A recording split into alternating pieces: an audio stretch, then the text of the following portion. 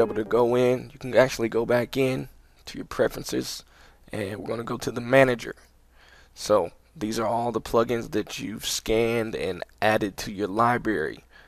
Now, you may see this and you may be missing some plugins. This depends on which version of Maschine you're using. As you can see, I'm in the 64-bit version. That's why I have a 32-bit tab. This tab